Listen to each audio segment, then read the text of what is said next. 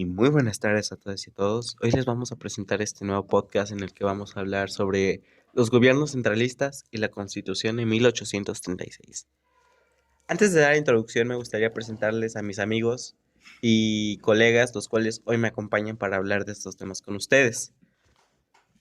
Nos acompaña Nancy Lucía Estrada Vázquez, Anaí Pérez Morales, Andrea Hernández Flores, Melanie Castellán Maza, Leonardo Gael Sánchez Martínez y su servidor, Jonathan Ángulo Castañeda. Para la introducción, me gustaría leerles un fragmento del libro Arma la Historia, del autor Enrique Florescano.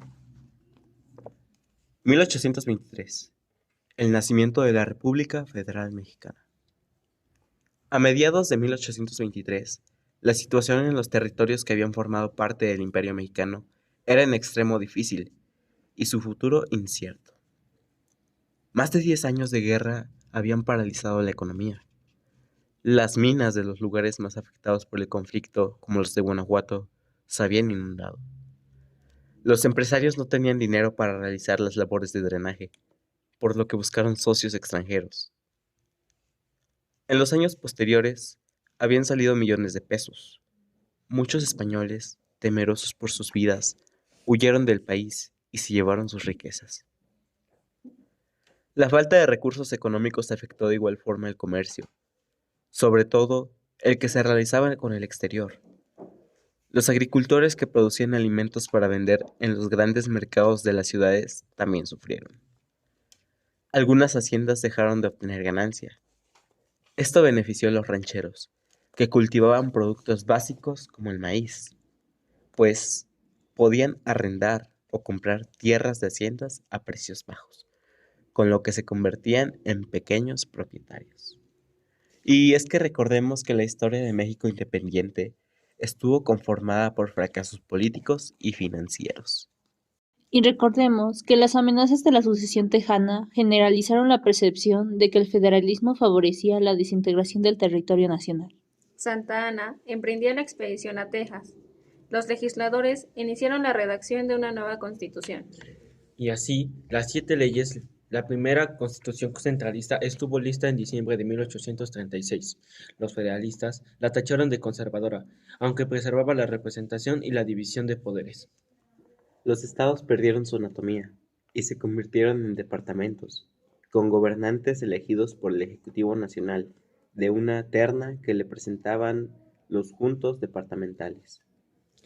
El Ejecutivo continuó siendo muy débil, ya que estaba sometido al poder conservador, al Congreso y al Consejo de Gobierno.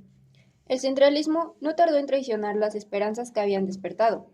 Apenas puesto en práctica, la supresión de ayuntamientos y los impuestos que tenían que pagar provocaron rebeliones rurales y levantamientos federalistas en el norte. La República Federal y el quiebre del orden constitucional. 1824-1828. En octubre de 1824 también fue nombrado el primer presidente de la República. El ganador de la elección de los congresos centrales fue Guadalupe Victoria, mientras que en segundo lugar quedó Nicolás Bravo, que ocupó la vicepresidencia. Ambos habían sido destacados insurgentes, aunque el segundo fue acusado de centralista.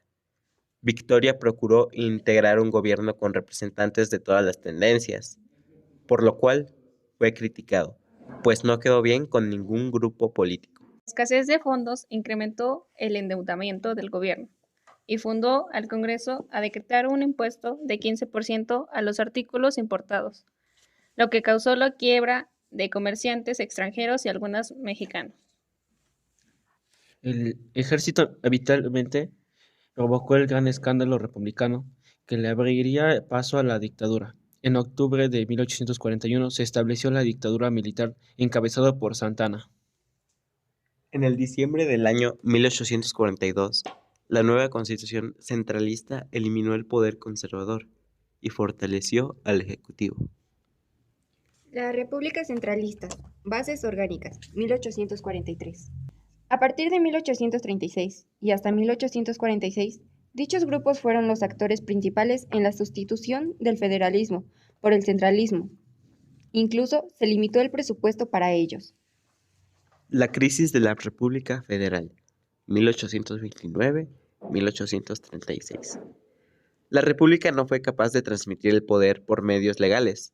Al finalizar 1828, varios estados que habían apoyado a Gómez Pedraza buscaron hacer una coalición en contra de Guerrero, pues consideraban que estaba siendo impuesto por el centro.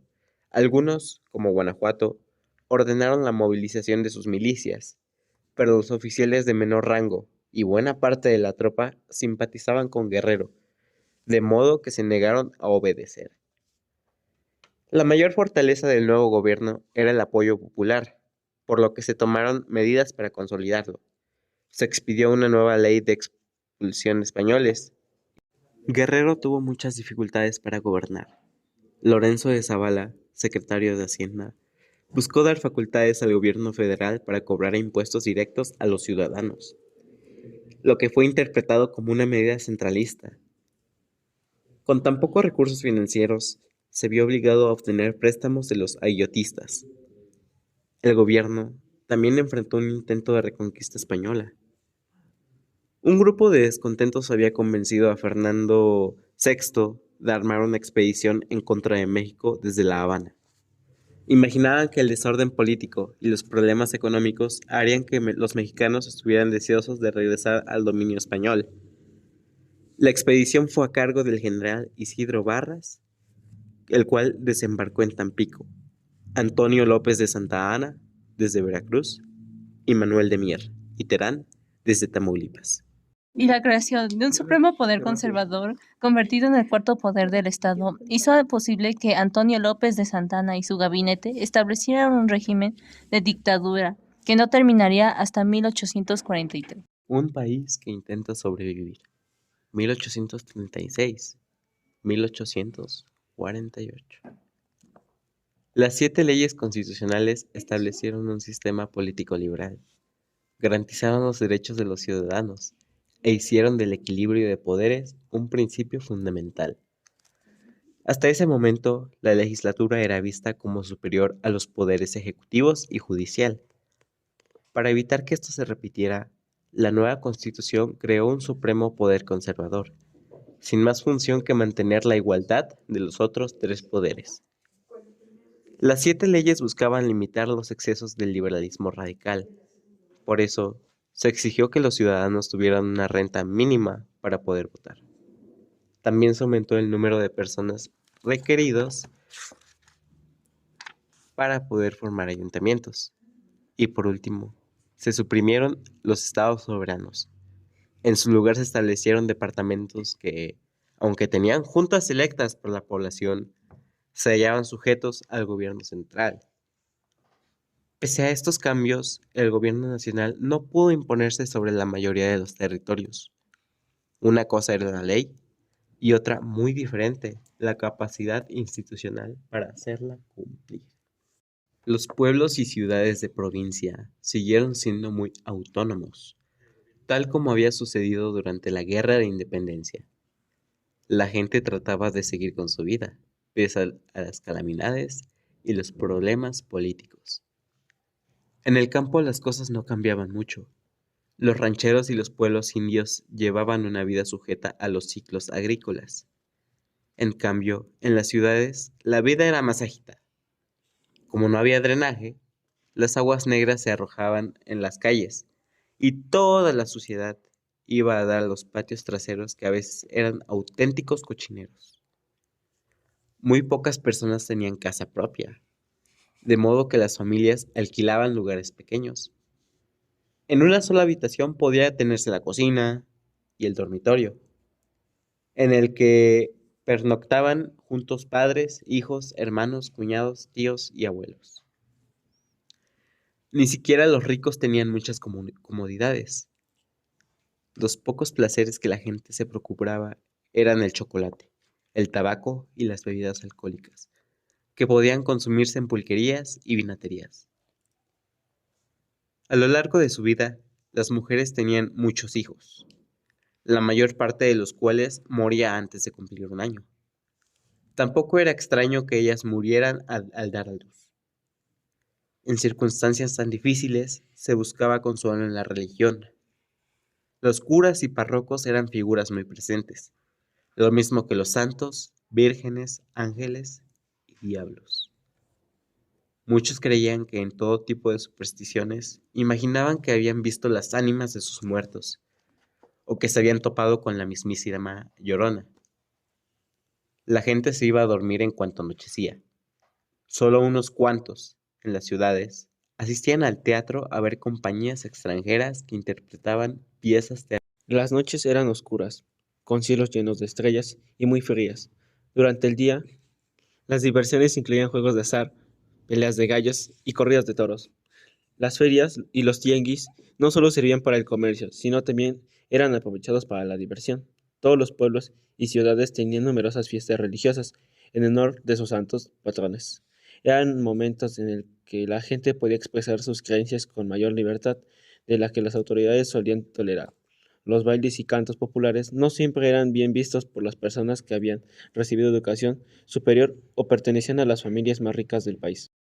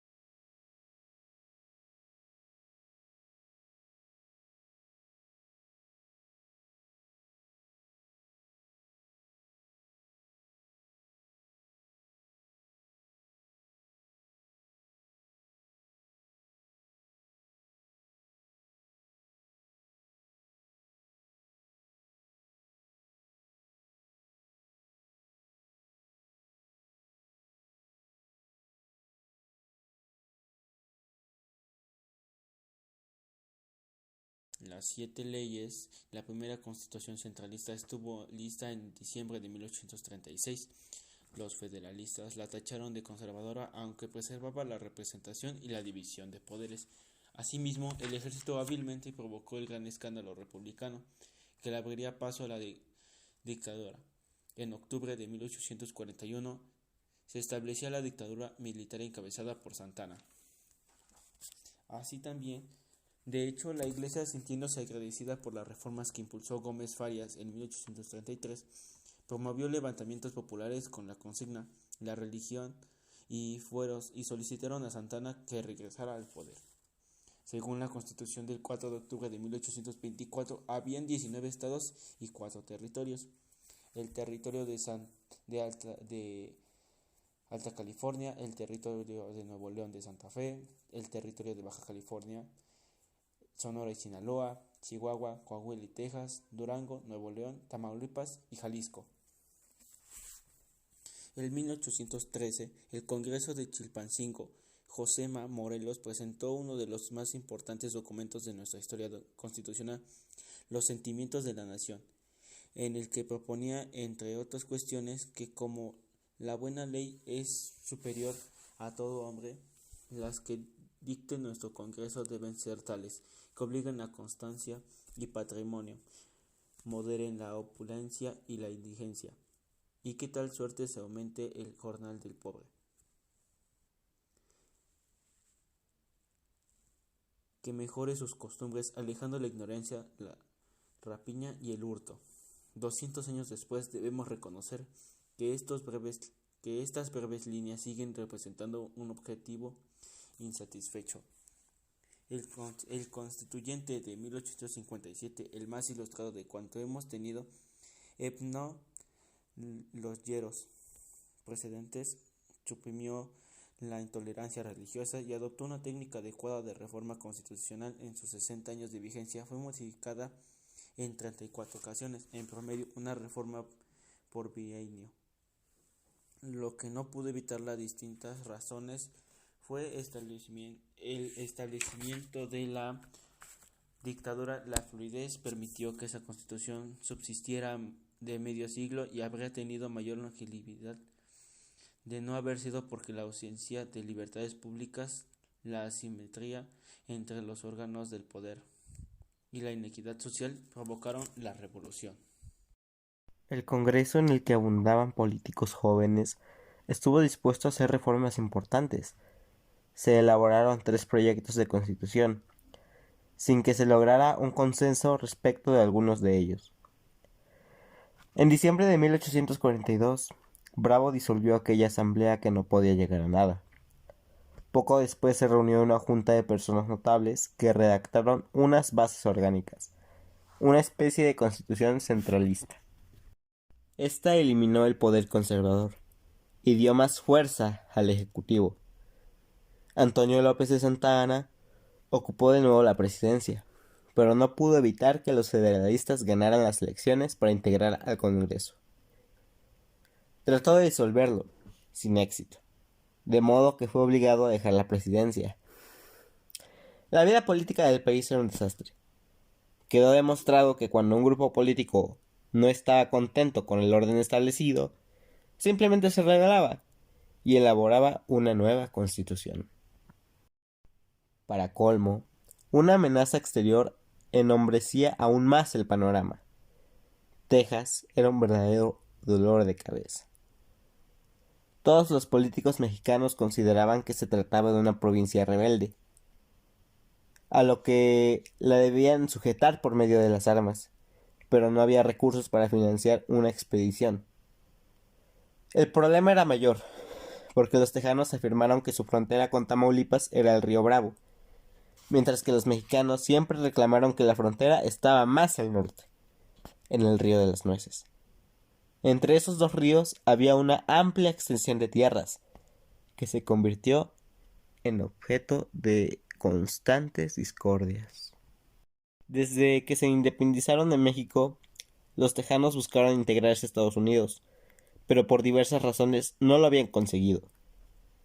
En 1845, la situación cambió. la República Tejana había entrado en una prolongada crisis, contrajo una enorme deuda y demostró su falta de viabilidad política. En Washington, el Consejo aprobó la anexión, pese a que el gobierno mexicano había advertido de un acto como ese sería considerado motivo de guerra.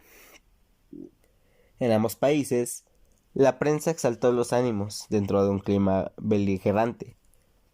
El presidente Joaquín de Herrera sabía que nunca ganaría una guerra con el país del norte, pero tampoco podía reconocerlo. De momento, estuvo dispuesto a admitir la independencia de Texas, si bien el presidente de Estados Unidos, James Polk, tenía otros planes. Envió al agente John Slidell a negociar con México la compra del puerto de San Francisco, en California. Cuando Herrera se enteró de esas pretensiones, ni siquiera estuvo dispuesto a recibirlo, pero la prensa lo acusó de ceder a las presiones estadounidenses. En diciembre, el general Mariano Paredes y Arrillaga, que debía encabezar un ejército para defender la frontera, se rebeló en contra del gobierno.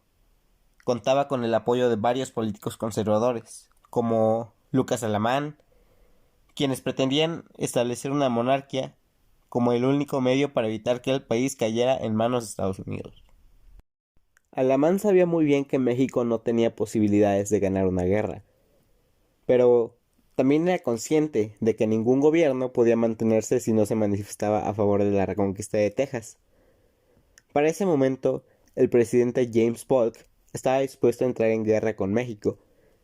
Envió al general Zachary Taylor rumbo a Texas, con órdenes de avanzar hacia el río Bravo, en territorio tamaulipeco. No pasó mucho tiempo para que antes de que estallaran las hostilidades, la débil condición económica de México y los conflictos entre los distintos grupos políticos impedían que el Ejército Nacional estuviera en condiciones de enfrentarse al de Estados Unidos. Y es que sabemos que México es un país que prefiere la paz, pero en caso de guerra la aceptarán sin pensarlo, aunque no tenga las posibilidades de ganar. La Armada de los Estados Unidos bloqueó el puesto mexicano. Lo triste para los mexicanos fue que, ante esa situación, los grupos políticos siguieron peleando entre sí. Yucatán, por ejemplo, prefirió declararse neutral para evitar ser atacado. En Sinaloa, los comerciantes de Culiacán aprovecharon que Mazatlán había sido ocupado por el ejército enemigo para obtener ventajas, así como hubo muchas muestras de patriotismo. También quedó claro que la mayoría de los habitantes de la República Mexicana, o sea, ricos y pobres, preferían ocuparse de sus asuntos antes que defender a su patria. Muy pronto se organizó un improvisado ejército que salió rumbo al norte, al mando del propio Antonio López de Santa Anna. En febrero de 1847 se enfrentó a Taylor, cerca de Saltillo, en la Angostura, pese a haber tenido la oportunidad de derrotar al ejército invasor. Los mexicanos abandonaron el campo y regresaron a la Ciudad de México, en donde la Guardia Nacional se había rebelado en contra del vicepresidente, al que acusaban de atacar a la iglesia. Para evitar más problemas, Antonio López de Santa Anna destituyó a su presidente y salió rumbo a Veracruz para combatir a Scott, pero no pudo hacer mucho. El ejército de Estados Unidos avanzó rápidamente. Contaba con excelente sistema de aprovisionamiento y cada cierto tiempo llegaban más voluntarios a sustituir a quienes estaban heridos. La presencia del ejército de Estados Unidos dio un aspecto diferente a la Ciudad de México. El comercio se reactivó, la seguridad volvió a las calles, que parecían más limpias que de costumbre. Inclusive ciertos prominentes políticos liberales sugirieron que todo México se anexara a Estados Unidos. También algunos pobres se beneficiaron de la guerra. Varios grupos de bandidos y guerrilleros se pasaron al lado estadounidense, en donde hicieron una carrera destacada. Había quedado claro que no todos compartían la idea de permanecer a una misma nación. La gente se identificaba más con su región, su ciudad, sus compañeros y su religión, que con la república. La debilidad del gobierno provocó levantamientos en varios lados. Grupos indígenas en Yucatán, Guanajuato y Sonora aprovecharon para tomar las armas contra los blancos. Y el nuevo presidente mexicano, Manuel de la Peña, se trasladó a Querétaro, en donde reunió al Congreso. Los federalistas radicales estaban dispuestos a continuar la guerra, hasta sus últimas consecuencias. Pero el gobierno quería fitimar la paz. En 1848 dieron inicio a las negociaciones. México aceptó la pérdida de los territorios de Nuevo México y California, y recibió una indemnización de 15 millones de pesos. El Tratado de Paz, firmado en Villa de Guadalupe, fue muy doloroso. Muchos mexicanos quedaron del lado norte de la frontera. Según el tratado, Estados Unidos respetaría sus derechos, aunque en la práctica fueran violentados.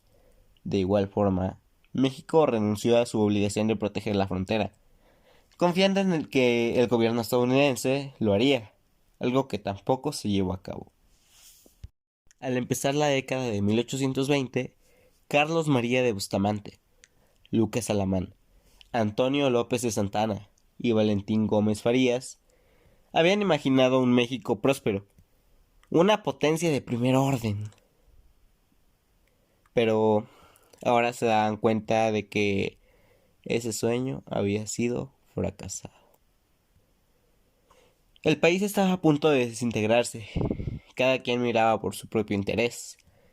Había rebeliones de grupos indígenas y México se había visto obligado a ceder territorios muy ricos al vecino al que durante mucho tiempo había admirado. Y eso fue todo por el día de hoy. Esperamos que les haya gustado el contenido de este podcast, así como agradecemos el tiempo y la atención brindada a nuestro contenido. Hasta la próxima.